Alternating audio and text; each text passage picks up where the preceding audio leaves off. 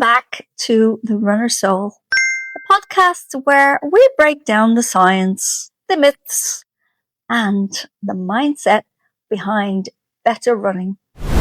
I'm Sharon, your resident podiatrist, runner, and unapologetic foot nerd. Today's topic is one that sparks debate among runners of all levels.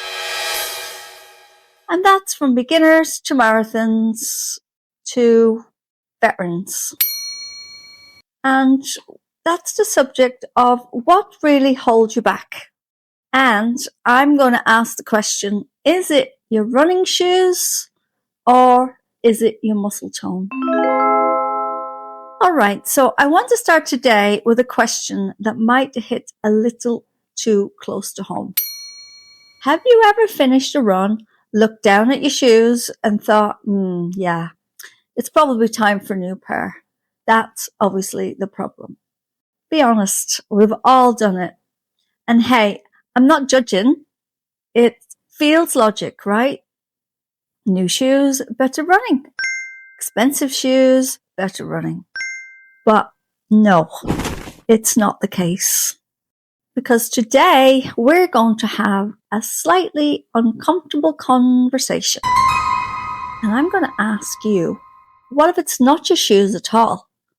What if it is your muscles? If you've ever blamed a slow run on worn out trainers or wondered if you just don't have the legs for speed, then this episode is definitely for you. Let's dig in. Judge and jury time. So the case against your shoes.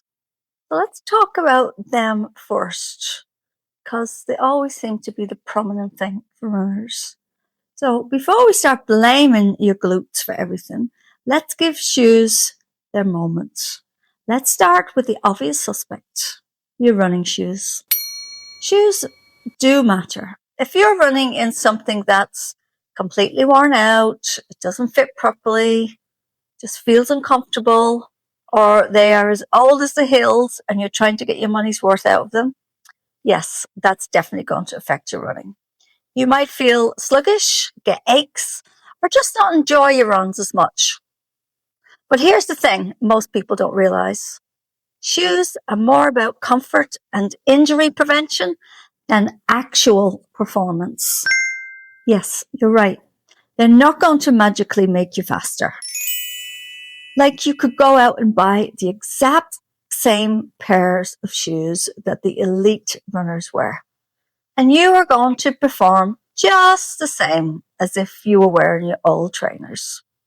Modern running cultures put a lot of emphasis on footwear, and of course, they make big bucks.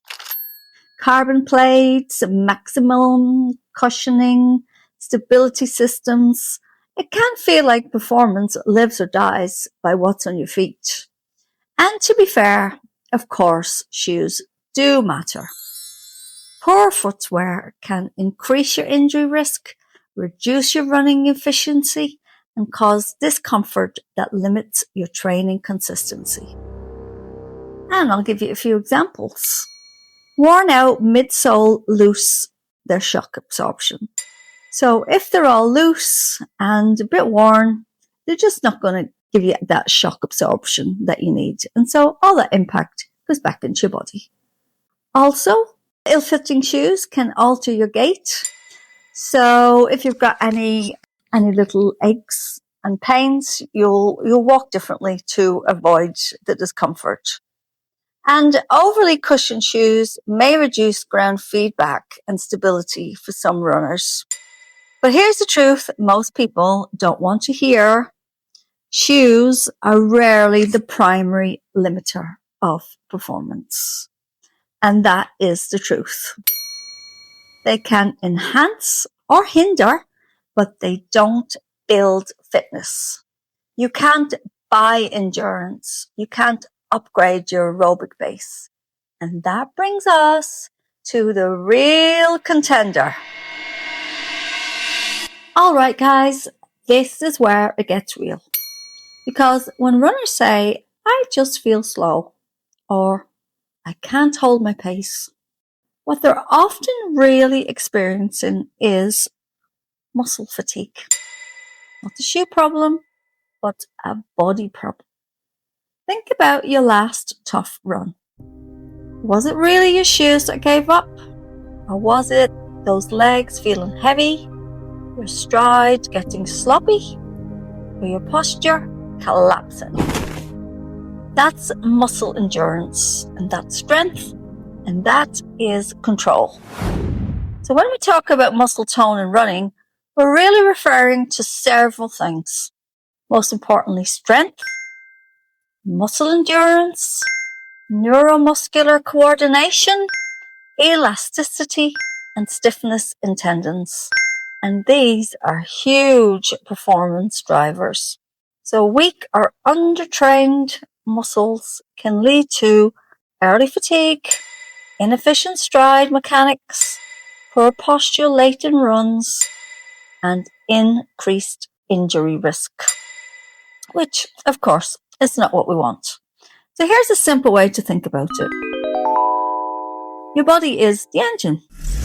Your shoes, they're just the tires. And listen, nice tires are great. But if the engine is underpowered, the car's not winning any races. Your heart and lungs must be ready to go. But if your legs can handle the load, your pace drops. And compensation equals wasted energy, which equals slower running. So common weak links for runners.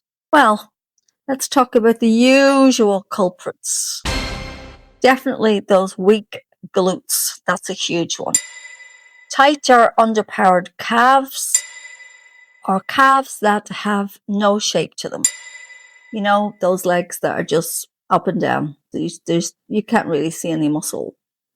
And when those areas aren't doing their job, then your body has to step in to compensate.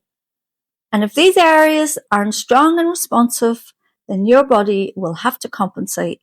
And compensation equals inefficiency. So let's compare efficiency versus equipment. And we'll do that by comparing two runners. So we have runner A, who has top tier shoes, weak glutes, and poor stride mechanics. Then we have runner B, and runner B has average shoes, strong, well-conditioned muscles, and efficient movement patterns. Now, who do you think will win, A or B? Well, runner B will almost always win. And why is that, I hear you ask? Because here's something a lot of runners don't realize. You don't just get faster by running more. You get faster by becoming more efficient. Efficiency is the key. And that means using less energy at the same pace, holding good form when you're tired, and pushing off the ground with more power. And that comes from, yes, you guessed it, stronger muscles. Because running isn't fundamentally a movement skill.